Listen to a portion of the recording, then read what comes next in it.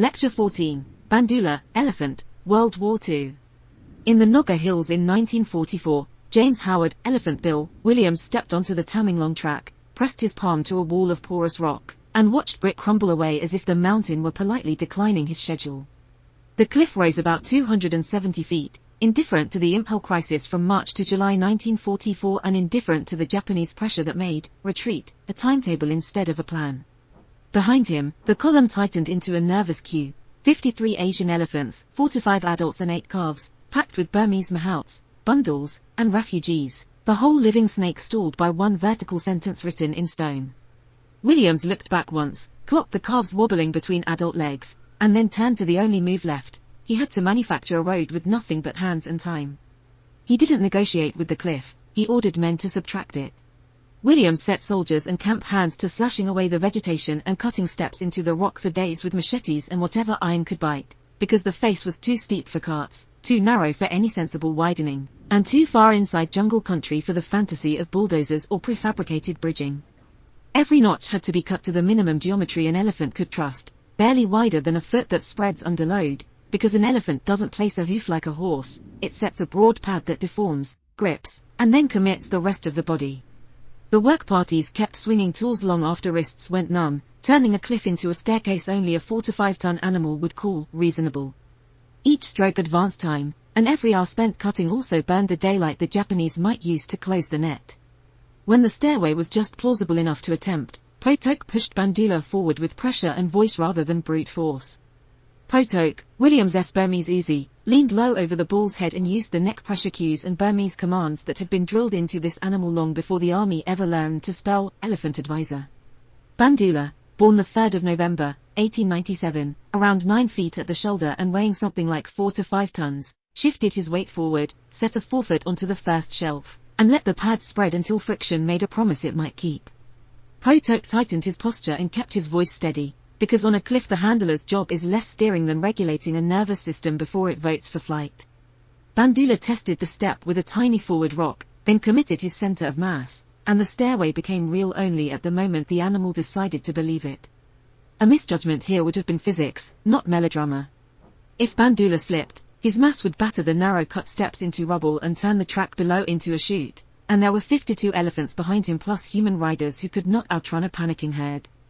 Williams understood the cascading failure mode the way an engineer understands a bridge collapse. One critical element fails, then everything behind it becomes moving debris.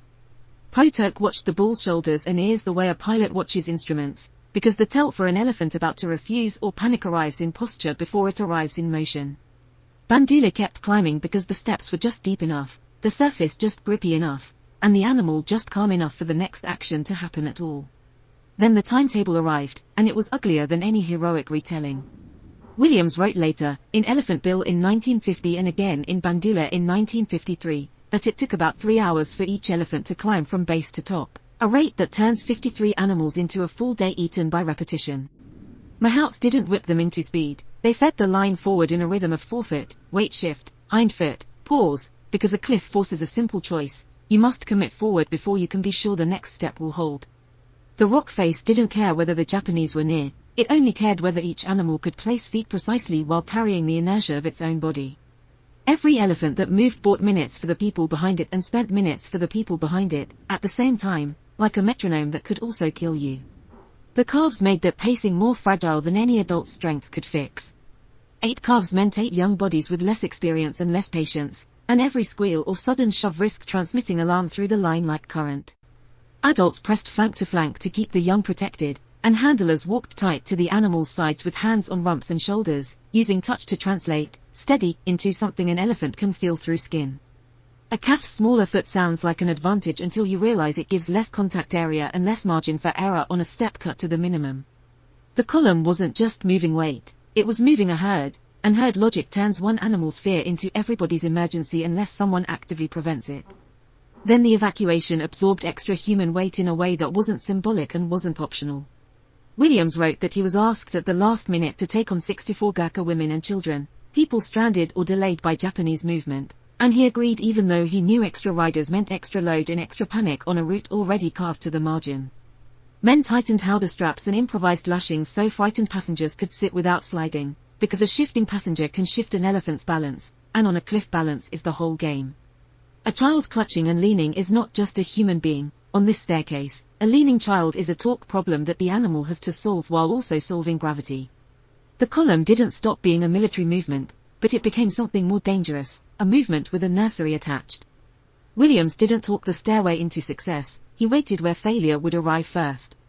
He stood at the summit as a human bottleneck plugged into an animal system, because if Bandoola didn't crest the lip, none of the rest mattered and there was no alternate route waiting politely in reserve. In a motor pool you can write off a lorry and requisition another. On the Taminglang track you cannot requisition a lead elephant train to accept that kind of risk with that kind of calm. When Bandoola finally hauled his bulk over the edge, Williams wrote that he emerged, as secure as the mountain itself, and the line reads sentimental until you remember what it is actually describing. A 4 to 5 ton animal completing a maneuver that no staff officer could have ordered into existence with paper. Williams watched the bull's shoulders settle and then waved the next elephant forward, because the moment of relief is also the moment the schedule resumes. The stairway survives as history because more than one person pinned it to paper in ways that can be cross-checked. Williams told it in his memoirs, and he connected it to the operational problem of moving an elephant column under threat, but the most useful corroboration comes from someone who had no reason to inflate his legend. Ursula Graham Bauer, operating in Nagaland as a V-Force guerrilla leader, encountered the elephant column during the 1944 Impulse siege and wrote about it in Noga Path in 1950, noting they still had 5 mountain ranges to cross. She singled out a magnificent 47-year-old elephant called Bandoola, and that detail matters because it anchors the animal's age and identity in an independent account rather than in Williams's own myth-making. Major David Atkins, recorded elsewhere in the lecture's source trail, also described the stairway episode, and the triangulation, memoir, guerrilla account, later military recollection, does what jungle stories usually refuse to do: it nails a miracle to logistics. What gets lost in retellings is the tempo, because audiences crave velocity and war memoirs often reward it. A caption wants the elephants to charge, Williams gives you 3 hours per animal, and Bauer gives you refugees and calves, which is about as cinematic as watching concrete set, except concrete doesn't have a nervous system. That slowness is the suspense. Every minute on the cliff is a minute in which Japanese patrols can reposition and monsoon weather can decide your fresh-cut steps are now crumbly gravel. The stairway is not a single moment, it is a chain of actions, cutting, testing, committing, waiting, that only works because nobody at the crucial points tries to skip a link. General William Slim described the wider Burma campaign with the same cold attention to what actually breaks armies. In Defeat into Victory, published in 1956 after he commanded the British 14th Army, he wrote that disease, monsoon, and terrain were their fiercest enemies, and he meant it as a statement about what kills you even when nobody is shooting. British Commonwealth reports estimated that during the 1942 retreat from Burma, around 80,000 Allied troops and roughly 500,000 civilians moved toward India by foot and pack transport, and at least 10,000 died on the way. Those numbers don't rise out of ideology, they rise out of dehydration, exposure, infection, and the time it takes to move a human body when roads stop being roads. Slim's prose doesn't perform courage, it performs accounting, and the accounting says nature ran the campaign. The monsoon enforced that accounting by physically undoing the assumptions of mechanized war. From roughly May through October, seasonal rains dump well over 100 inches a year across much of Burma and Assam, and in some regions closer to 200, hammering dirt roads into slurry and turning maintenance into wishful thinking. Rain changes soil structure, collapses roadbeds, and raises rivers until bridges wash out and fords become traps. Then the jungle does negative work on infrastructure by reclaiming neglected tracks in weeks. Frank Owen, reporting from the front in 1944, described the rain as the real supreme commander, and you can hear the surrender inside the line because it is observational, not poetic. In this environment, a truck doesn't merely bog down, it becomes a static object that must now be rescued by more fuel-burning vehicles, which is how logistics turns cannibal. Geography turned weather into strategic choke points whether staff papers liked it or not. The Arakan Yomas and the Noga Hills aren't romantic nouns, they are steep, jungle-clad barriers that compress movement into narrow corridors where one blocked path can threaten an entire operation. A staff officer can draw arrows from Impel toward the Chindwin all day, but terrain forces those arrows through places like Taminglang where a convoy has only 2 choices, go forward or stop existing. Burma mattered because it was a gateway to India and, through the long, grinding project of keeping a supply line to China alive after the Burma Road was cut, a theatre of logistical geopolitics as much as of tactics. None of that grand purpose survives contact with a cliff unless someone physically builds a way over it. The doctors and clerks at 14th Army Headquarters recorded the mismatch in ink, and the numbers are not kind. Medical war diaries logged malaria and dysentery burdens in the hundreds of thousands, and in some periods commanders complained about ratios closer to 10 men sick for every 1 man hit by enemy action, a grotesque accounting where microbes outperformed bullets. In 1943, some units reported tropical disease rates well over 4/5, which meant strength was measured as who could still stand rather than who could still fight. Medical orderlies didn't theorize about morale, they handed out antimalarials, scraped dysentery off latrines, and watched manpower dissolve into fever. The jungle didn't have to kill you quickly to win, it only had to slow you until the enemy could choose the time of contact. Even the supply chain started eating itself, and the paperwork shows it in the most humiliating way possible. Allied supply memos in 1944 complained that a majority of forward tonnage was fuel needed to haul the minority of useful tonnage, a petroleum loop where supplying the front consumed the supply. Quartermasters rolled 55-gallon drums down ramps and stacked jerrycans like altarpieces, then watched them disappear into vehicles that broke down a few miles later because the road had turned into a mechanical stress test. Every truck that stalled became a reason to send another truck, which burned more fuel and often stalled too, and the loop fed itself like a snake biting its own tail with administrative approval. In that context, movement is not a tactical preference, it is survival, and anything that keeps moving becomes technology whether you like the aesthetics or not. This is the frame in which elephants stopped being an embarrassing primitive workaround and became sanctioned equipment. After the 1942 retreat, Burma fell under Japanese occupation and the front stagnated through 1943 along the India-Burma border while risky forays tried to reassert initiative behind enemy lines. Ord Wingate's Chindit expeditions, including Operation Longcloth in early 1943, pushed deep and discovered that romance still needs logistics, weight still has to move through jungle, and men still have to eat when the map says they are behind enemy lines. Williams later wrote that he reluctantly loaned elephants, including Bandoola, on the understanding they would ferry supplies to the Chindwin River and not be taken farther. The understanding failed, the elephants were taken across, and at least one was lost, drowned or killed, an incident Williams recorded with blunt sadness because a lost elephant is not just lost weight, it is lost years. That loss exposes the difference between machines and animals inside a bureaucracy that wants everything interchangeable.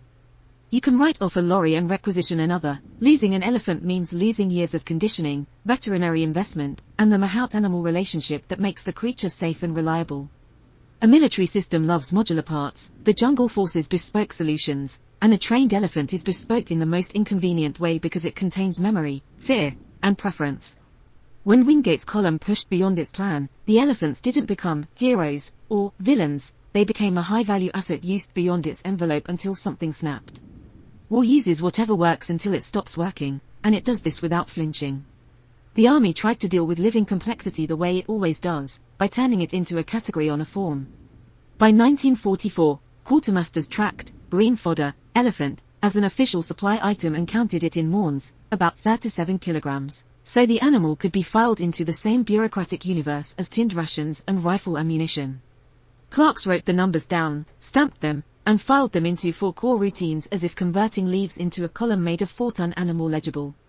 Paper can count fodder, it cannot manufacture an elephant, it cannot make one climb. That gap, between what an institution can record and what it can actually create, is where Potok lived, because Potok didn't fill forms, he filled the space between panic and obedience. That translation worked at all only because Burma already had an elephant labor world long before Britain turned it into a battlefield. For centuries, trained Asian elephants in Burma and across South and Southeast Asia hauled timber, shifted stones, moved construction loads, and served as prestige animals in royal corps. They were heavy machinery in landscapes where wheels fail on principle. British timber firms did not invent the system so much as industrialize and scale it, leaning hard on Burmese and Indian mahouts whose knowledge was practical, generational, and mostly invisible in colonial paperwork. By 1941, companies like the Bombay-Burma Trading Corporation employed around 2,000 working elephants in Burma, and that number mattered because it meant the war did not have to invent elephant transport from nothing. When the military later found elephants, it was really finding an existing workforce and repurposing it under emergency. Bandoola was born into that workforce on the 3rd of November, 1897, which meant his early decades were spent moving trees, not men.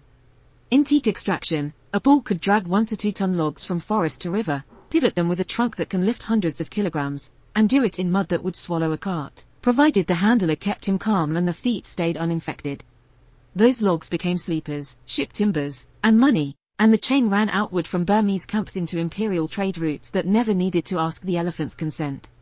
The interwar teak well-trained animals to accept repetitive, heavy labor in heat and rain, and it trained mahouts to treat an elephant's mind as a piece of the machinery. Predictable behavior was as valuable as raw power. When war arrived, it simply swapped log for powder, drag for evacuate, and pretended nothing else had changed. Williams learned that system by physically living inside it before the army ever knew his nickname.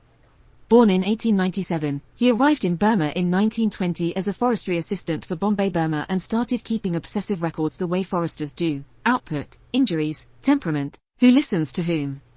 By the mid-1920s at Maymayo, today's Pine Ol Win, he had become elephant superintendent over 70-plus working elephants and their Burmese mahouts, and he built a private database in notebooks because elephants remember your tone and your mistakes longer than a posting lasts. He learned Burmese because shouting English at a mahout in a rainstorm is not leadership, it is acoustic self-harm, and it doesn't move timber. When war later asked him to manage elephants, what it was really asking was for him to translate a living labor system into an army's vocabulary without breaking it.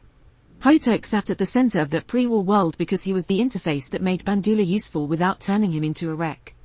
He was roughly 15 years older than Williams and had raised Bandoola from a calf with what Williams described as gentling, reward, routine, and a calm voice that made compliance predictable. Older elephants in the district carried scars and twitchy fear responses from harsh handling with the ankus, and those animals cost money because a frightened elephant breaks equipment and hurts people while also becoming unreliable for weeks. Potok didn't need to debate ethics to understand economics. He could see that calm work over decades beats terror work over days. On the Tamenglong stairway, his method showed up as a simple physical act. He kept his body steady on the bull's neck and kept his cues consistent while the cliff tried to rewrite the animal's world. Even Bandoola's name shows how colonial administration stacked irony into its inventory without noticing. Williams named him after General Mohar Bandoola, the Burmese commander who fought the British in the First Anglo-Burmese War and died at Danubu in 1825, a figure remembered locally as resistance rather than as a footnote in British regimental history.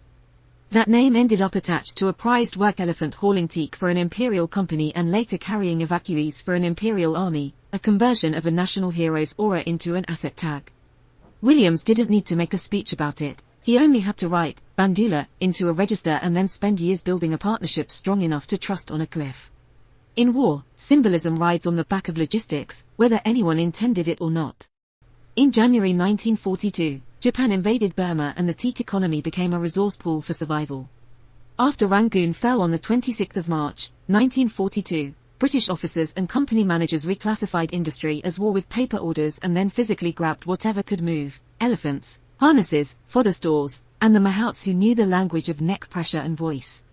Bombay, Burma cooperated with the British Army in February 1942 to evacuate European staff and families using timber elephants as transport, and the shift was immediate. Teak output became irrelevant, survival became the metric. Williams, stationed at Maymayo, stopped thinking in seasons of logging and started thinking in days of movement and nights of hiding. Bandoola didn't become military by receiving a badge, he became military because someone put a human being on his back and pointed him toward India. The retreat forced its own evidence into the landscape in a way no historian can safely romanticize. The route from the Chindwin River up the Kabul Valley to Imphal later earned the nickname Valley of Death, because corpses accumulated along it, a literal inventory of what happens when food, medicine, and shelter arrive too late. Williams' party moved through cholera and smallpox outbreaks, watched people drop from exhaustion, and left behind those who succumbed because the column could not carry everyone and still move. They reached India in late April 1942, and later on paperwork would emphasize that every European woman and child under Williams' care survived, a sentence that reads cleanly only because the messy part, who did not survive, stays in the ground.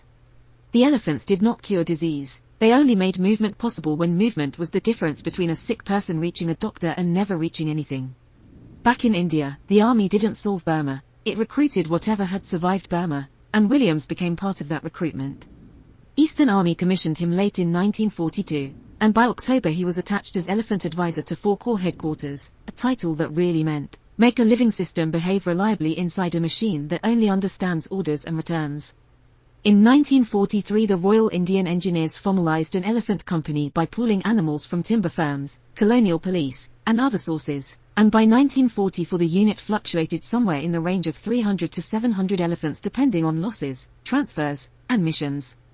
Williams oversaw roughly 200 at peak and relied on officers and specialists, figures like Captain John Roberts and the Burmese veterinary leadership represented by Yuong in later records, to keep the motor pool alive.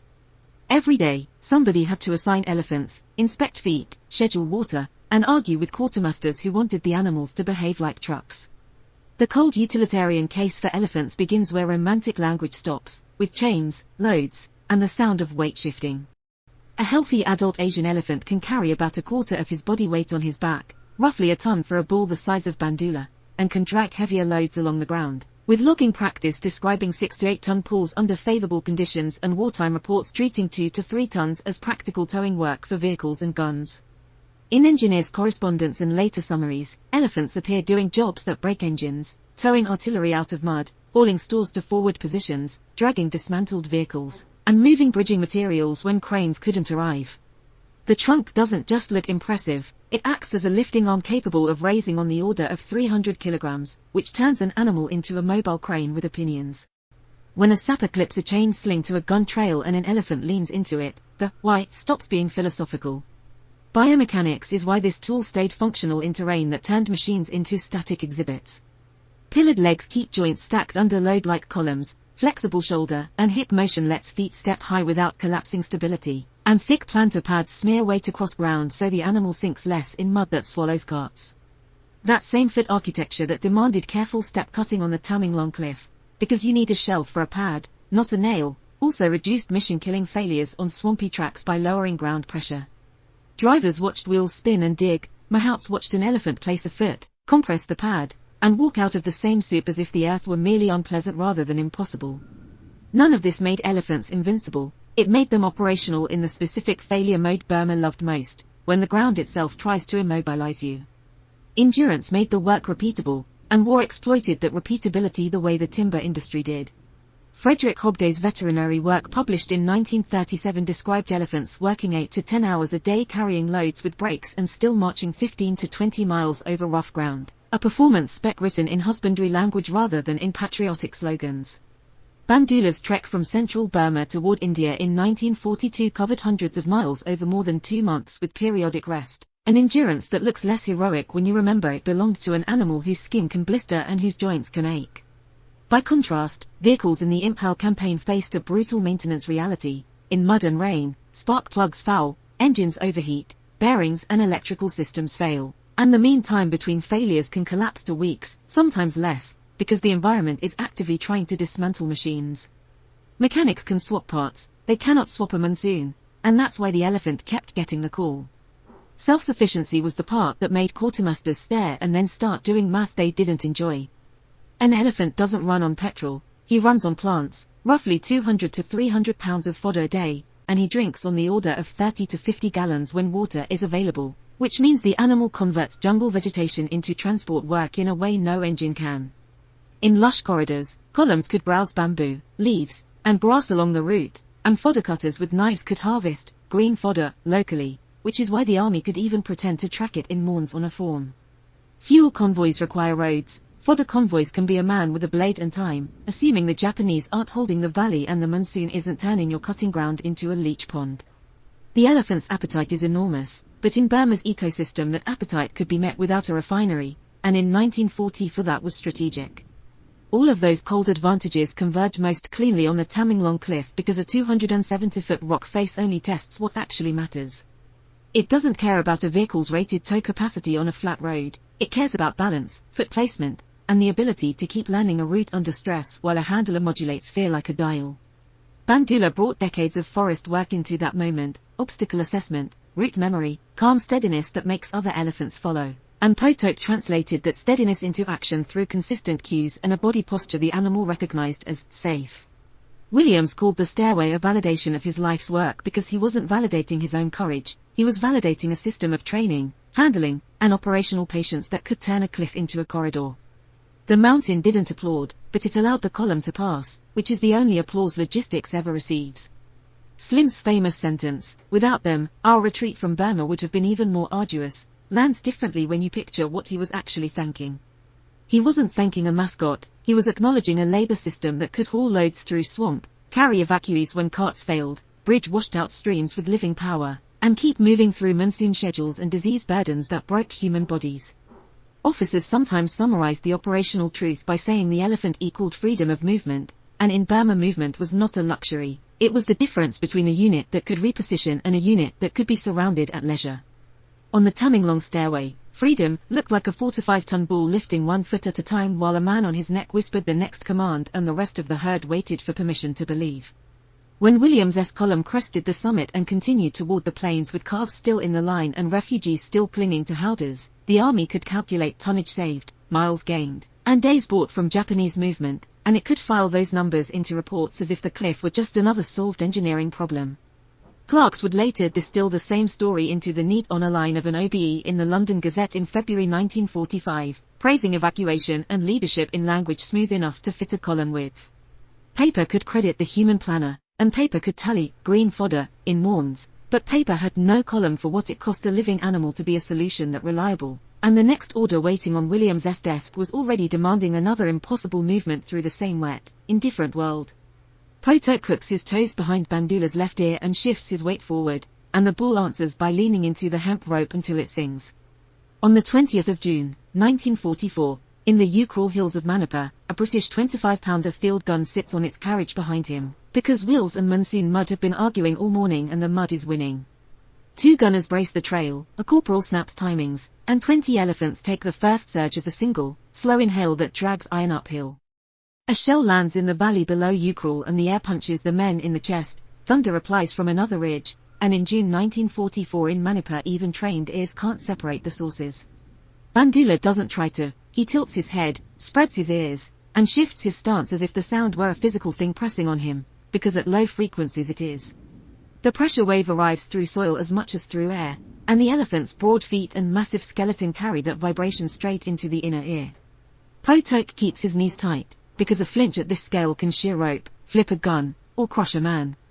A corporal drives a picket into the slope with a sledge and threads the rope through a wooden block, turning the hillside into a crude winch with human fingers as the weakest part. Army Animal Veterinary Corps guidance in Burma warned units not to roughly startle working elephants, and the warning reads like the first line of an accident report: don't create a stampede where there wasn't one. A private drops a metal mess tin behind the line, hears it clatter, and snatches it up fast, because a startled bull doesn't just jump, he moves a landscape, and the landscape contains people. Bandoola lowers his trunk and sweeps the ground ahead, testing a slick weave of roots before he commits a forefoot, and the gun crew watches the trunk like it's an instrument panel. The trunk is a hand and a nose built from tens of thousands of muscle bundles, and it can measure texture, slope, and smell in one continuous motion. In teak camps around Mamayo, Pine Win, decades earlier, Mahouts taught elephants to probe fitting this way because one bad step can tear a shoulder or snap a harness. On Ukhrul clay, the same lesson becomes life support for a gun crew. When the carriage wheel bumps a stone on the Ukhrul track and the rope jerks, Bandoola changes his pulling angle without waiting for an order, stepping half a body width left so the strain runs through different shoulder muscles. The motion looks like strength until you notice timing. He waits for slack, he shifts, then he pulls, and the wheel climbs instead of digging in. Humans learn traction by failing, elephants learn it by feeling, because they carry their own accelerometers in every joint. The 25-pounder creeps forward a yard, and men adjust their grips as if the animal just rewrote the plan. If you want a clean demonstration that elephants can treat the world as something to model, you can watch what researchers did far from any battlefield. In 2006, Joshua Plotnick and colleagues rolled a full-body mirror into an enclosure and marked an Asian elephant's head, then stepped back and let the animal answer with her trunk. Happy approached the mirror, inspected the mark, and touched her own body in a way that treated the reflection as me, not other, turning a carnival prop into a cognition essay. In Ukhrul mud, Bandoola is doing the same thing in a rougher language, comparing an internal model to external friction and choosing a correction. Smell is the other channel elephants use to cheat distance, and it shows up in wartime Assam Burma as a survival tool rather than a curiosity. Benjamin and Lynn Hart reported in 2001 that elephants can use olfaction to locate water from distances on the order of miles, and you can see the mechanism in the smallest motion: trunk up, nostrils open, sampling wind like a living anemometer. On the frontier where impel and its supply roads become a choke point, a water point isn't comfort, it's schedule, safety, and whether a working bull stays compliant or starts making his own decisions with his feet. Learning has a cost. The nervous system that can remember routes can also remember terror. In 2017, Shifra Goldenberg and George Whitmire described elephants exposed to violence showing hypervigilance, exaggerated startle, and repetitive, non-functional movements, patterns that resemble human post-traumatic stress more than people like to admit. Their work required patient observation and quantification, turning twitchy scanning and restless pacing into data instead of anecdotes. In Burma in 1942, nobody is running behavioral inventories, they are watching appetite fail and bowels go wrong, then trying to keep the animal from dying while the war keeps shouting. The record of Bandoola's body absorbing that lesson survives as the least romantic artifact imaginable, a veterinary report. In July 1942, at Impel, a veterinary officer lists Bandoola with anorexia, enteritis, and ulcers after marches under shell fire, and the language is clinical because bureaucracy can't file dread. Someone has to watch a lead bull stop eating, someone has to note diarrhea and pain, someone has to decide the gut has been damaged by sustained stress plus work. The form turns a living animal into an entry that can be routed up a chain of command. An orderly approaches with a bucket and a strip of cloth, and Potok lets him near Bandoola's mouth because the elephant has learned which hands bring relief. The man checks gums for dehydration, looks at the eyes for sunkenness, and steps away fast, because a bull can swing a trunk like a club without intending harm. Treatment at Impel is whatever the medical chain can spare: boiled water, antiseptic, sulfonamide drugs when they exist, and rest when somebody with rank can enforce it. Potok stays close enough for Bandoola to feel a familiar knee and not interpret the whole procedure as an ambush. The army's fear of startling elephants isn't theoretical, it was learned with explosions. A later soldier recollection quoted in Vicky Croke's Elephant Company describes a Japanese air raid near Tonga in 1942. Bombs fell close to an elephant convoy and younger animals tried to break the line. The account describes a big tusker in front, holding still as a rock, and whether that tusker was Bandoola is an inference built from his lead role, not a signed affidavit. What matters is the group physics. One steady leader can keep the herd's panic from turning into mass motion. After the Tongbu Road raid in 1942, men run in a crouch to gather scattered loads, and mahouts ready ropes with hands that shake more than their faces. Younger elephants trumpet and yank at chains, older animals chew and wait, a behavior that reads like calm but is also self-regulation through routine. Potok climbs onto Bandoola's neck and drops his center of gravity, because a secure rider is part of the elephant's sense of normal. The convoy does not defeat aircraft, it survives by making chaos boring as fast as possible. The war keeps trying to turn animals into shrapnel, and the mahouts keep turning shrapnel into background. By late 1942, Lieutenant Colonel James Howard, Elephant Bill, Williams is turning those field realities into a language officers will obey. He sits in a damp headquarters tent with 4 call papers and a pencil stub, and he translates, "This animal will panic and kill people," into orders about handling, rest, and supply. He signs memos, argues with transport staff, and keeps repeating that elephants are not interchangeable with trucks and mahouts are not interchangeable with drivers. The army recognizes paper as reality, so he fights with paper. He arrived at that strange authority by a path that starts nowhere near Burma.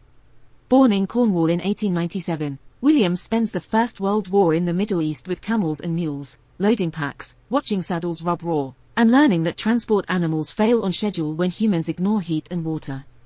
Those failures have mechanics: dehydration thickens blood, sore backs inflame, infected cuts fester, and a panicked animal breaks formation faster than gunfire. When he leaves the army, he signs on in 1920 with the Bombay Burma Trading Corporation and steps into a teak economy where animals are capital with opinions. At Mamayo, Pine Win, he supervises elephants the way a forester supervises timber, by knowing individuals and keeping records. Pre-war accounts credit him with managing around 70 elephants there, and he later claims to know more than 1,000 by name, which sounds absurd until you remember that losing a working elephant is losing years of training and a fortune in labor. He watches mahouts handle bulls with quiet pressure and voice rather than constant beating, and he learns enough Burmese to understand that the command is often a relationship, not a word. He writes it down anyway, because the British mind believes what it can file. The work teaches him to treat numbers as ethics. In 1937, when Dr. Frederick Hobday publishes veterinary limits for elephant labor, Williams reads them as tolerances that keep animals functional: 8 to 10 hours of work, 15 to 20 miles of marching in rough country. He has already watched what happens when companies exceed that. Pad cracks become infections, shoulder strains become refusal, and a bull with a ruined foot is as useless as a truck with no axle. He lances abscesses, treats parasites, and improvises with whatever antiseptics he can keep in camp, because waiting for perfect medicine in Burma is another way to lose animals. When the retreat begins in 1942, the war drags his family into the machinery. Williams gets his wife Susan and their children, Treve and Lamorna, evacuated, then turns around and walks back toward camps because the army has decided his expertise is not replaceable. It isn't purely romantic sacrifice, it's bureaucracy performing optimization on human lives. He leaves them to safety and returns to mud, malaria, and elephants that will die if nobody manages them. The choice becomes a habit: stay with the animals, even when the sensible move is to disappear. The army formalizes what it needs from him. Late in 1942 he is commissioned as the Elephant Advisor in the Eastern Theater, and by October 1942 he is attached to 4 Corps headquarters, a forester suddenly responsible for military supply logic. By 1943 an elephant company is organized under the Royal Indian Engineers, and wartime numbers expand into the hundreds across the theater, with a smaller corps under his direct oversight. Rank pins him to responsibility, but it also gives him leverage to demand fodder, veterinary time, and the one thing officers always resist granting: rest. He spends that leverage like it's ammunition. That authority comes with blind spots, because he is the man holding the pen. Williams will later write Elephant Bill, 1950, and Bandoola, 1953, shaping how outsiders imagine this campaign, and the narrative naturally centers him because publishing rewards the officer who can write in English. Burmese mahouts like Potok rarely appear in archives in their own words, so their expertise arrives filtered through Williams' recollection, a power imbalance disguised as storytelling. He tries to honor them, but he cannot escape the fact that he is the translator and translation always edits. Even his affection becomes a kind of control, because he is the one who decides what gets remembered. Potok is the element Williams cannot standardize. Accounts describe Potok as Burmese and older than Williams by roughly 15 years, a man who raised Bandoola from infancy in teak camps rather than breaking him with the brutality that left scars on other bulls. Williams' early observations note that Bandoola lacked traditional breaking marks, a physical absence you can verify with hands on hide. That absence is not just kindness, it is reduced fear, lower reactivity, and fewer reasons for a bull to interpret every new human as a threat. In a war that produces endless new humans, that matters. The bond is built from physical routines that outsiders mistake for superstition, and it was forged in Burma's teak camps in the 1920s and 1930s, not invented in a trench. Potok leads Bandoola to water at the same hour, scrubs him, checks his feet, and sleeps close enough that the elephant hears breathing and recognizes the herd is intact. He rides the neck because that position gives him leverage with knees and toes behind the ears, and because constant contact keeps commands embodied rather than shouted. Voice becomes a tool tuned to the frequencies elephants attend to, touch becomes a cue that works when noise makes speech useless. The ankus exists, but in these accounts it is a last resort, a symbol of power that works best by not being used. Williams makes that bond bureaucratically real when he reorganizes his elephants in 1944. The army loves interchangeability, elephants punish it, and the simplest proof is watching a strange handler climb onto an unfamiliar bull and try to command him with borrowed syllables. A mismatch produces freezing, bolting, or a thrown rider, all of which become casualties in a tight column. Williams keeps mahout elephant pairs intact, treating the pair as the unit of transport rather than the animal alone. It is management by humility, accept what the animal system will not tolerate. Bond under fire is not poetic, it is procedural. In accounts from the Burma campaign, mahouts could quiet elephants with a low word and bring them to kneel when nearby movement or incoming fire made noise dangerous, turning a massive body into a silent shape by trained agreement. Trained animals could follow novel instructions because they trusted the handler's intent even when the handler's request violated instinct. That trust doesn't erase fear, it redirects it into a task the elephant understands. A bull that believes his mahout is steady will do almost anything except be abandoned. The asymmetry never disappears, and that's part of why the bond is tense. Potok's authority depends on being close enough to be crushed, and Bandoola's compliance depends on believing the man on his neck will not suddenly become an enemy with a hook. This partnership is maintained by daily care, predictable cues, and the fact that each depends on the other for food and safety, a mutual dependence that happens to look like companionship when it works. Mahouts are described sharing their own rice and sweets with their elephants, and the bribe is not embarrassing, It's a reinforcement schedule that keeps a 5-ton animal choosing cooperation. Affection here is also technique. On the U-crawl slope, that posture becomes an interface. Po-tok presses, Bandoola turns, Po-tok shifts weight, Bandoola kneels, Po-tok keeps his voice low and consistent, and the elephant holds steady despite concussions that make men blink.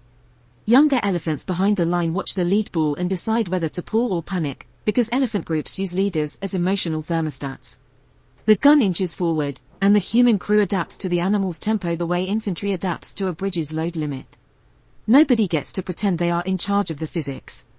Keeping the bond functional requires keeping the animal intact, which drags everyone into the unglamorous engineering of care. Near the Impel front in 1944, grasscutters leave camp at dawn with machetes and scythes, because you cannot requisition elephant fuel unless you cut it from the hills yourself.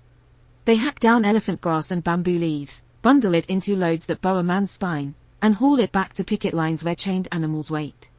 A clerk weighs the bundles in mourns, about 37 kilograms each, because fodder becomes official only when it becomes a number. The war turns plants into paperwork before it lets them become calories. The numbers are not decorative, they are a safety envelope.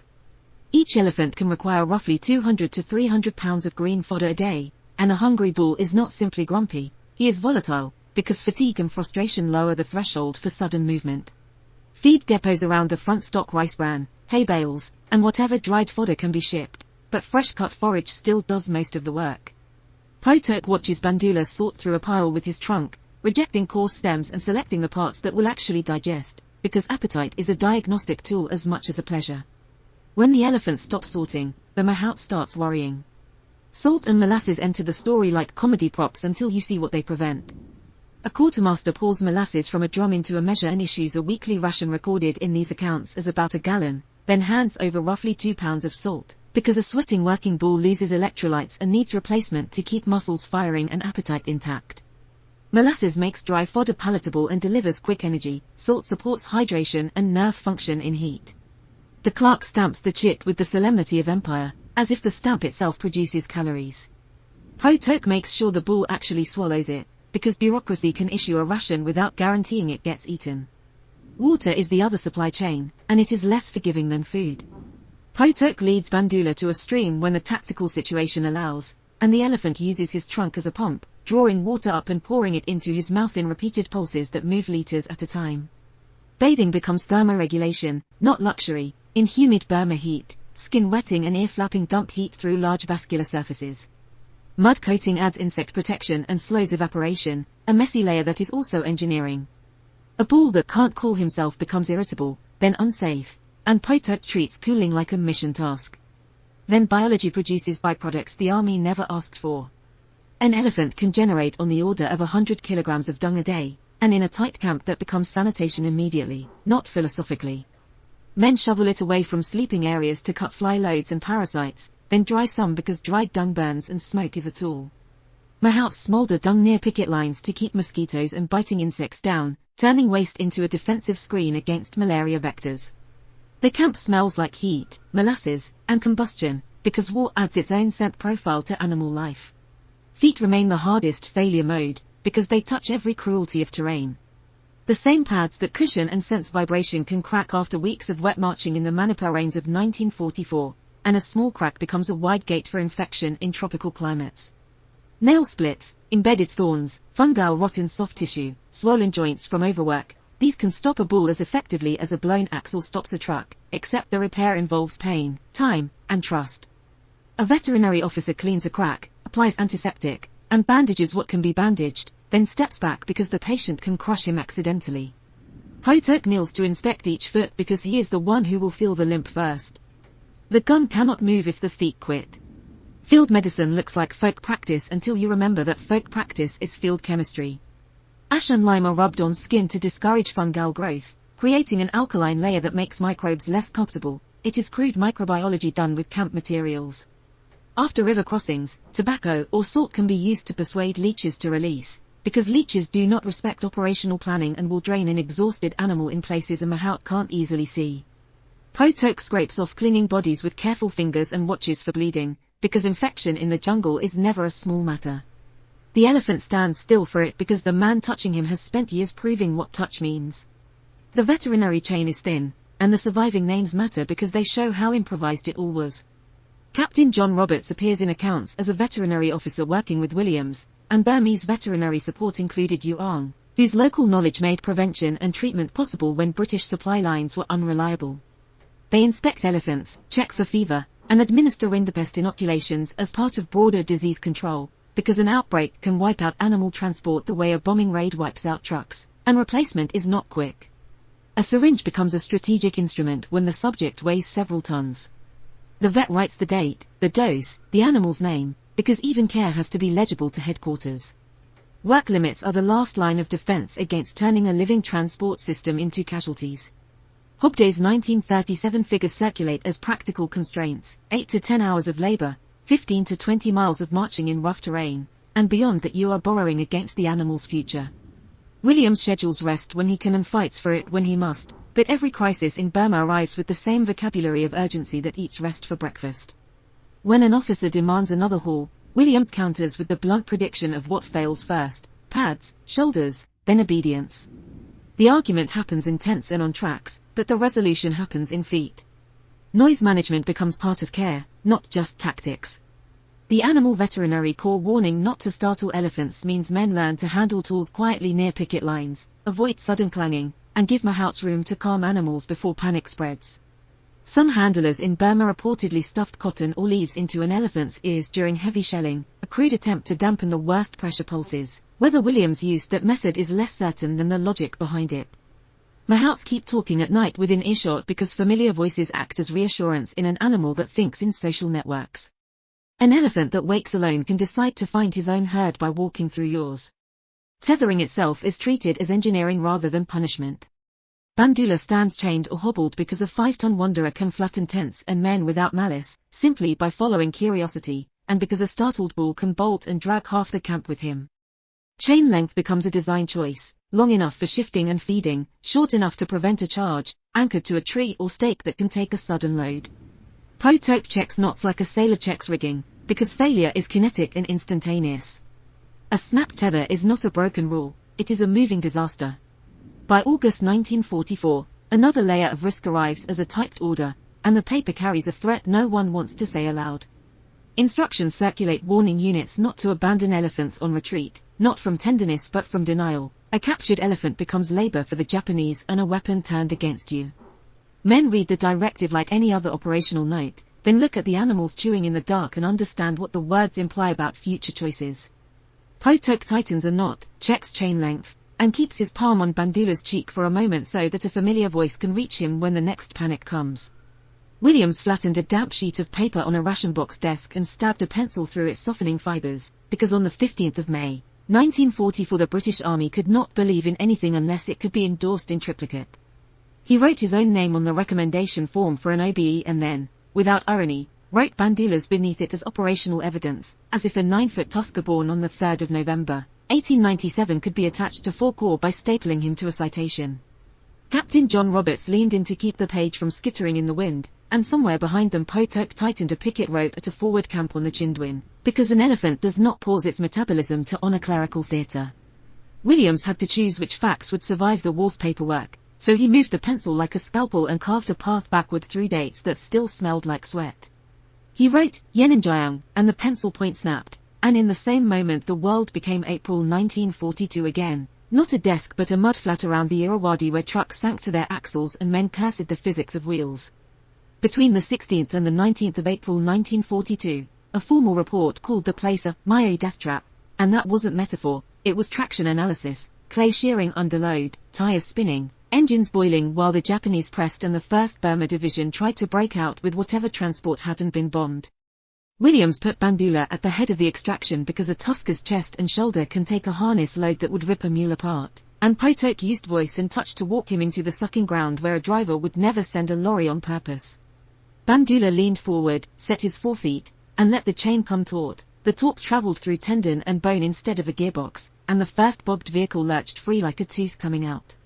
Men in sweat-stained drill jackets looped tow lines around drawbars and shoved chocks under wheels, and Bandoola did the slow brutal work of converting muscle into inches while Japanese aircraft hunted anything that moved. Every pull had to be timed so the chain didn't snap and whip back through the crowd, So Potok paced him in half steps, letting the load rise and fall instead of spiking, because peak force breaks iron and steady force drags it.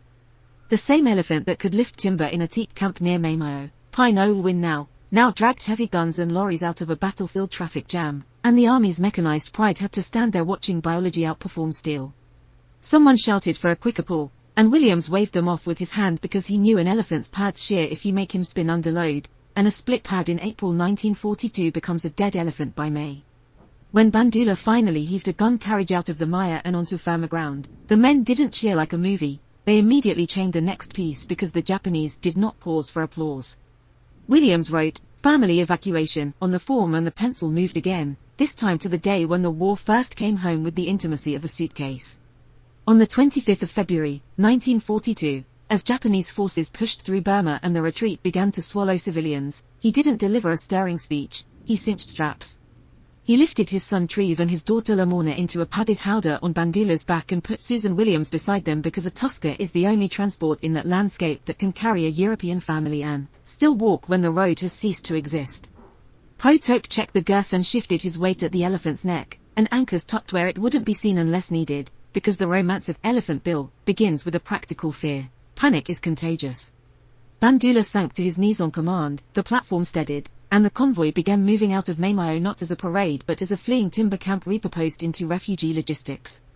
By late March 1942, the Irrawaddy wasn't a pretty river in a travel book, it was a wet wall between people and capture, and Williams used Bandoola like a tugboat because there were no boats left that mattered.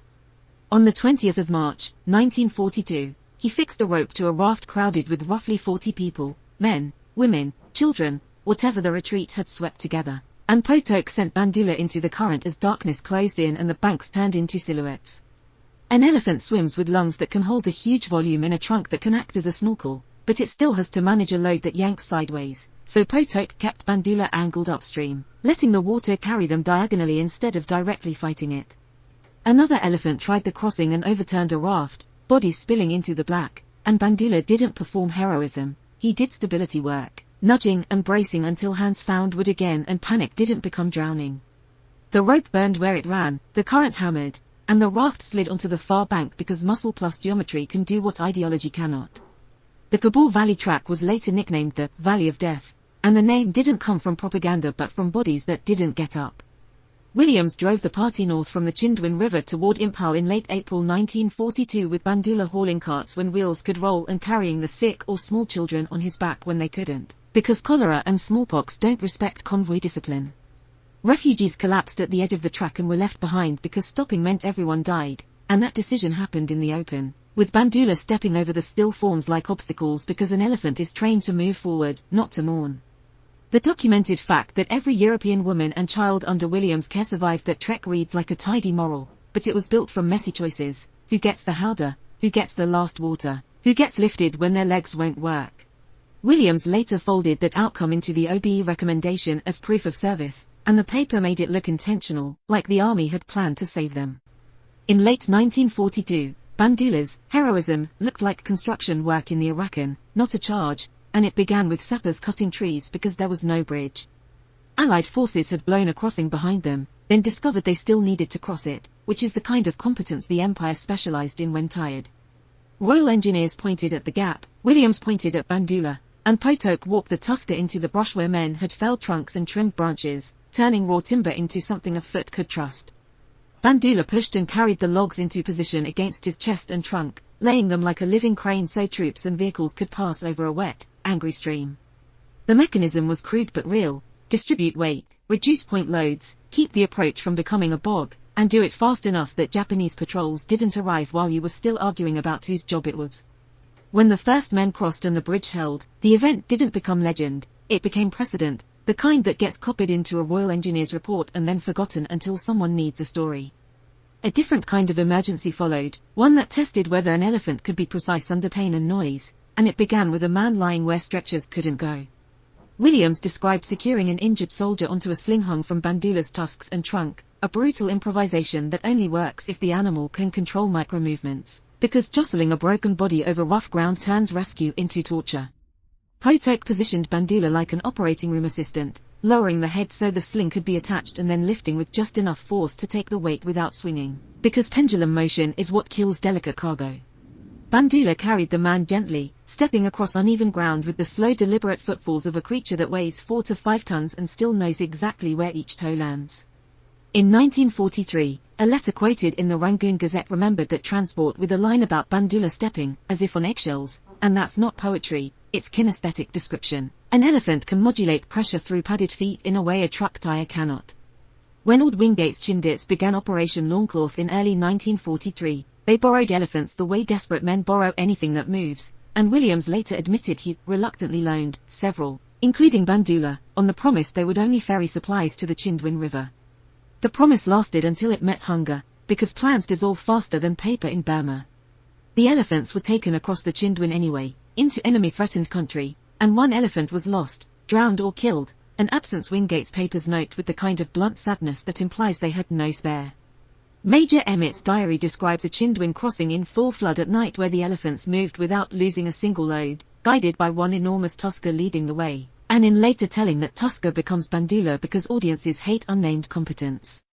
Whether that specific lead animal can be proven by a roster matters less than the operational reality. A live animal can cross in darkness without a bridge if a mahout can keep panic from exploding, and that night crossing turned supply into survival for men who had no other transport.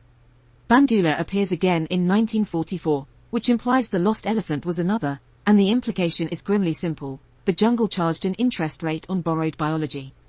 The pencil in Williams' hand moved from those early dates to the summer of 1944, when the war asked the elephants for something even stranger than towing rafts. It asked them to move artillery where trucks couldn't go.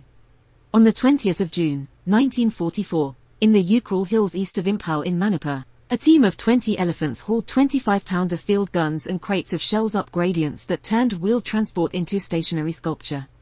Witnesses remembered Bandoola straining for hours in thigh-deep mud, and the mud depth is not decoration, it defines the work, because suction adds resistance and every step becomes a deadlift against the ground itself. Mahouts tightened harnesses, soldiers shoved at wheels, and Bandoola used the combination of trunk grip and shoulder push that teak work had trained, translating a gun into a load that could climb.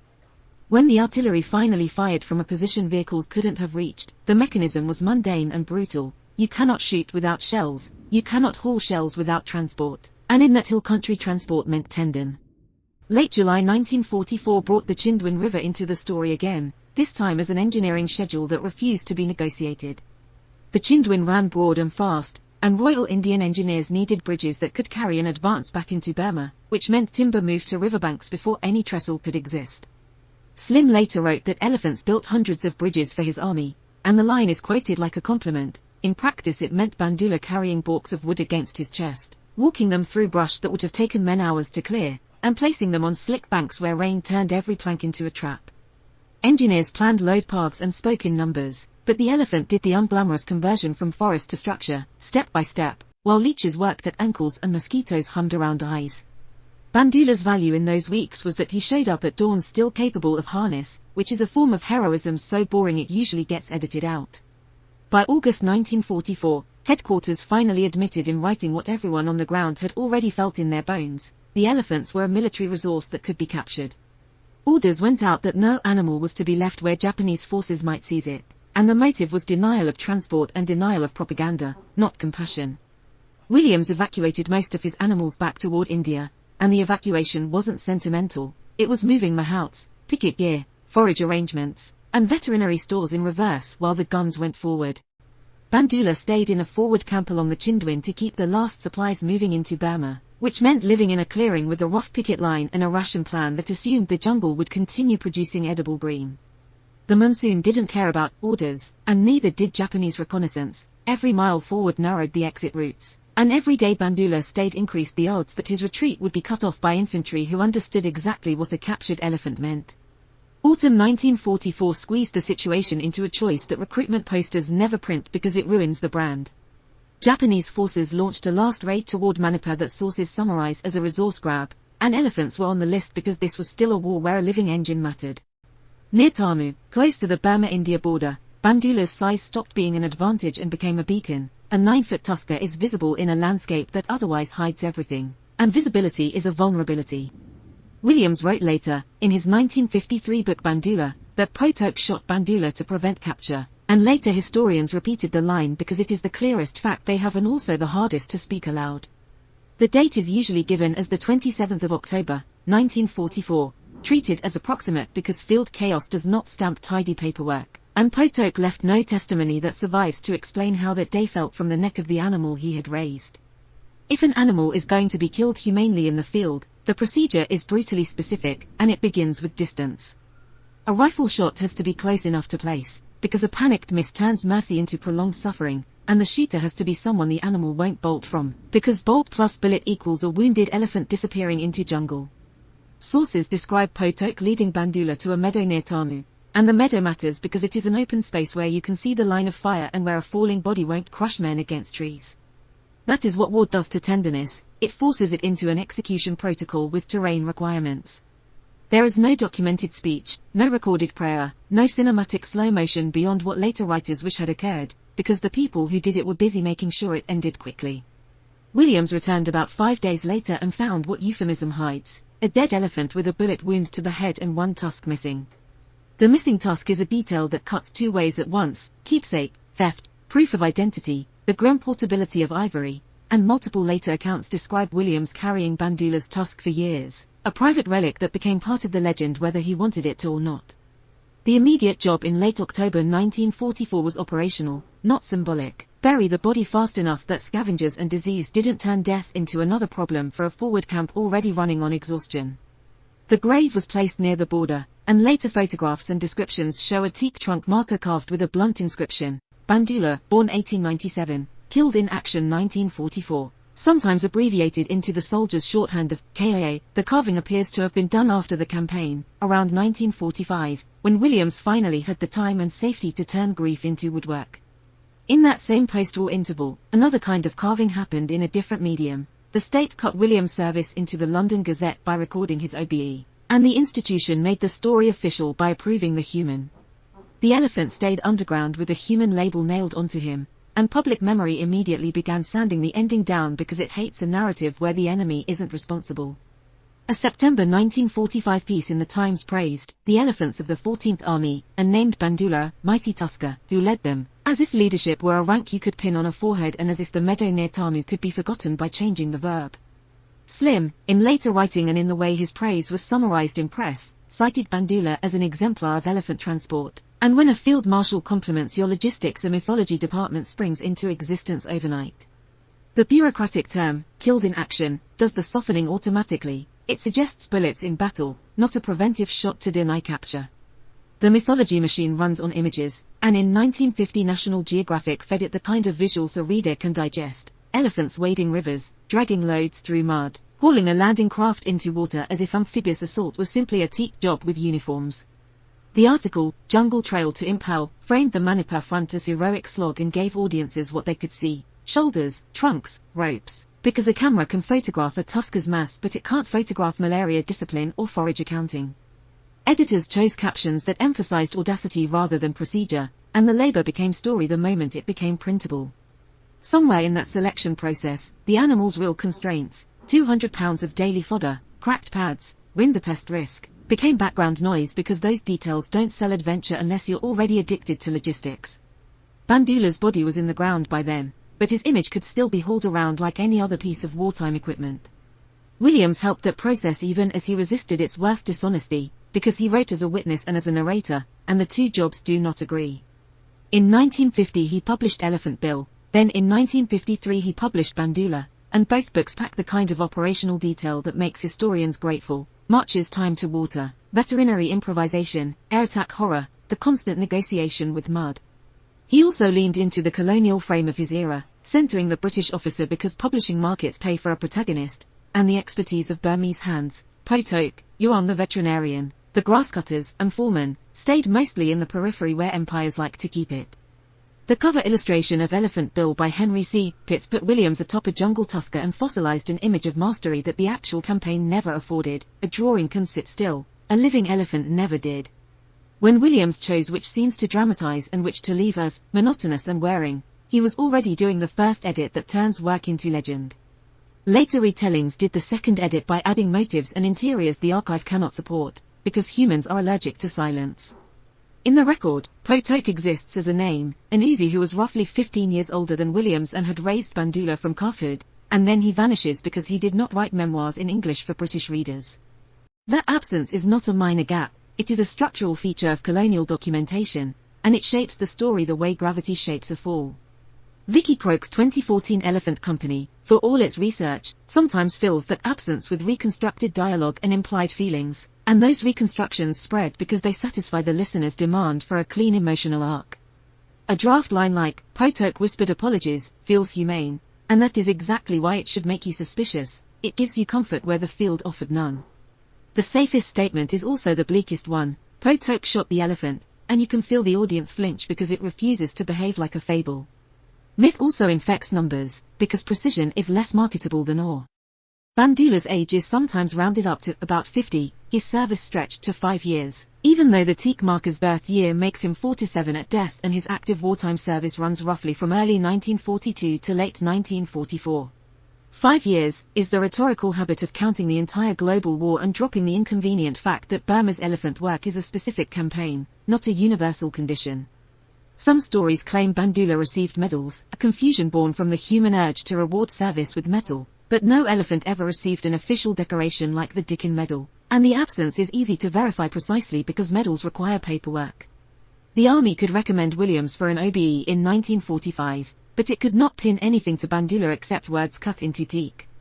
When you hear someone talk about Bandoola's medals, you are listening to a human brain trying to fix an ethical imbalance with shiny objects. The most obvious myths are the ones that make the ending easier to swallow by outsourcing responsibility to the enemy. A version where Japanese soldiers shoot Bandoola in a last stand sounds tragic and heroic in the familiar way war stories are allowed to be. A version where his own handler kills him to prevent capture sounds like an administrative tragedy, which audiences treat as a category error. There are no eyewitness reports of Bandoola charging enemy troops, and there is no Japanese record that mentions an elephant attack, which you would expect them to notice precisely because it would be bizarre. The myth likely grew because "killed in action" is a phrase that invites the listener to imagine combat, and because post-war patriotism prefers clean causality. Enemy kills hero, we avenge, the world makes sense. The real causality is dirtier, an order not to leave elephants for capture, a raid toward Manapa, a meadow near Tamu, and a mahout who understood what Japanese capture meant for an animal's body. The myth does not just misinform, it erases the procedural cruelty that the humans actually chose. Even the softer myths, premonitions, salutes, near-human comprehension, do damage by distracting you from what was already astonishing. A rumor that Bandoola hugged Potok the night before or sensed his own death has the sugary smell of retrospective storytelling, and it appears in later dramatic accounts because audiences want the elephant to behave like a wise old soldier. Williams noted intelligence and reliability, not mystical foresight. An elephant's excellence lies in calm under fire and trained precision, not in understanding rank insignia.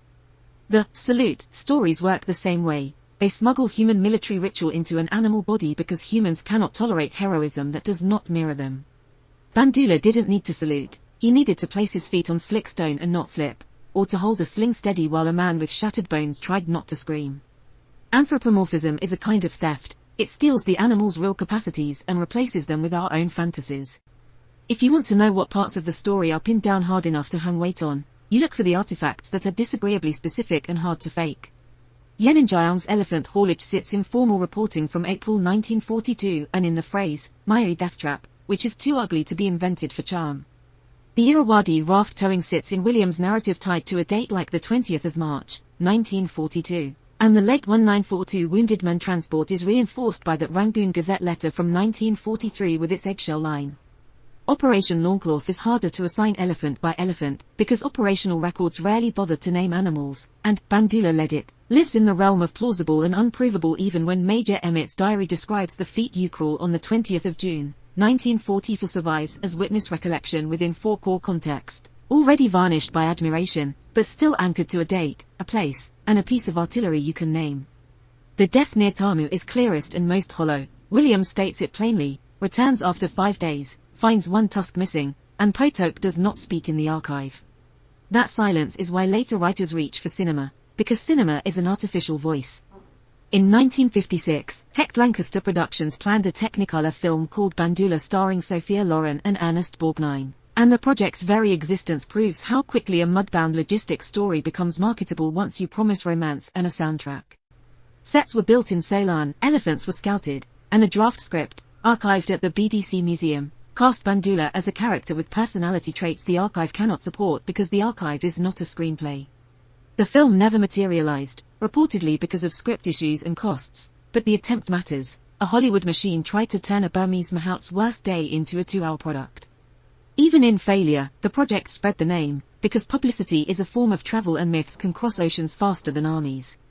Somewhere in those abandoned set pieces, an elephant stood under lights while crew members worried about camera angles, which is a farce that becomes obscene the moment you remember October 1944.